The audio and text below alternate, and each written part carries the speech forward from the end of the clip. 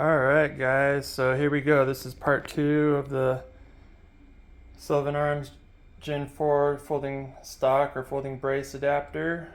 Got the new one installed. I heard back from Sylvan, and that gap that I was having on the first one I received was not normal, so they sent me this new one and it's fitting a whole lot better. The gap is less than a millimeter, so it's probably about half a millimeter, which is totally within tolerances for stuff like this. Way better than the old one. So I'm definitely happy, a lot happier with this one. And I'm going to be sending the old one back, and they're gonna take it apart and see why it was having that issue. But glad to know that this one is working good. Looks good. Like it a lot better than the Gen 3. So yeah, I'd say it's a good buy. We'll see if some people do some torture tests on it and see how strong it is, but I'm definitely happy with it. Looks good. Let me know what you guys think.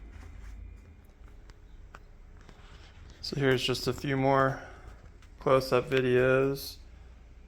Push the button, it releases. You can see this one locks up pretty dang tight. Still a little bit of movement in there, but yeah, you don't feel that, don't notice that at all. I mean, that's just like with the forged upper and lower, you know, there's always a little bit of wiggle room. But yeah, that's totally reasonable.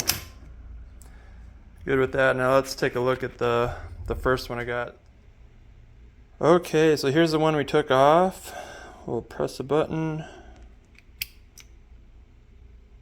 and close her up.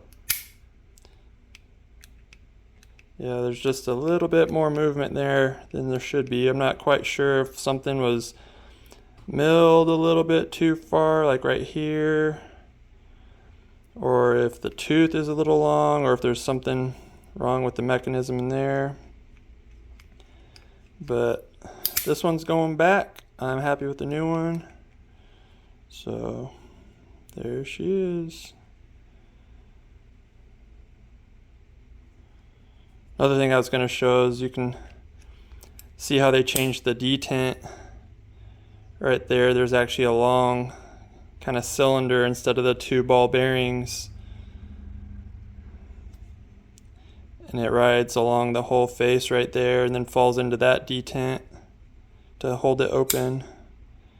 Yep, holds in there really nice.